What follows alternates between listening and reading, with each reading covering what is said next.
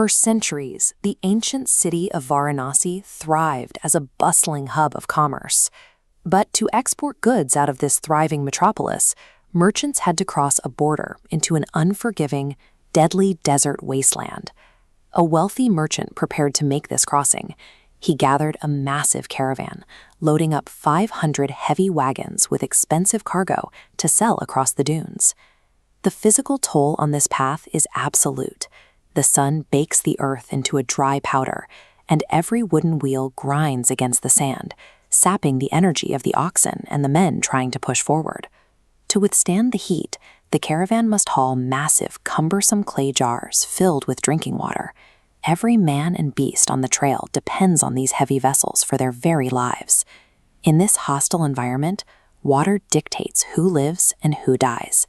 It is the caravan's single most precious resource, but its sheer weight slows them to a crawl, creating their greatest physical vulnerability. Midway through the sweltering crossing, a stranger suddenly appears on the path. He looks completely out of place.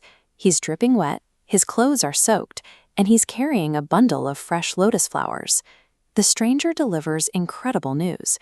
He claims that a massive rainstorm just hit the valley ahead, leaving behind a lush oasis overflowing with fresh drinking water. He is not a traveler at all.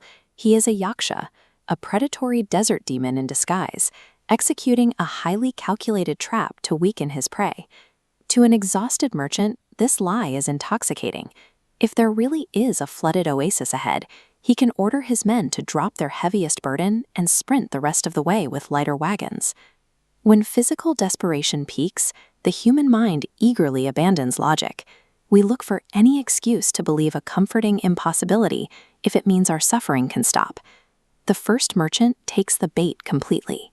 Driven by blind faith in the stranger, he orders his men to smash the clay jars and pour every last drop of their life-saving water directly onto the sand. Unburdened, the caravan races forward. But hour after hour, the horizon stays dry. The promised rain never appears, and the caravan's initial relief rapidly devolves into absolute panic. By the time night falls, the men and animals are too weak to move.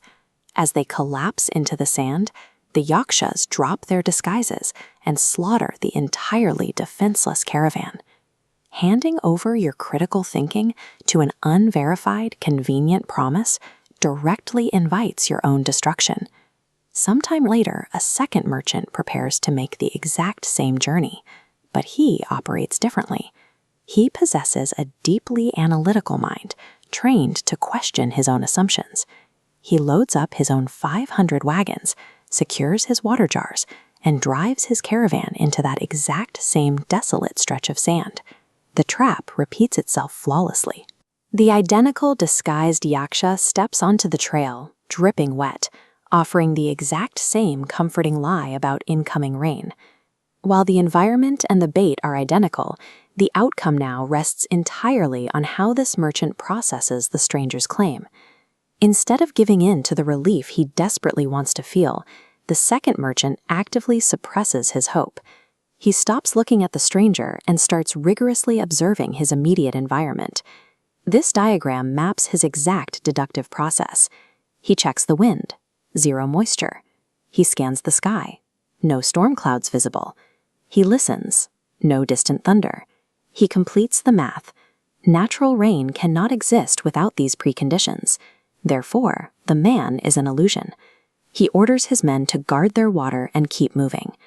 They safely bypass the trap, survive the night, and eventually discover the grim remains of the first merchant's caravan scattered across the dunes. Checking physical evidence against a convenient promise keeps the second caravan moving while the first is lost to the sand.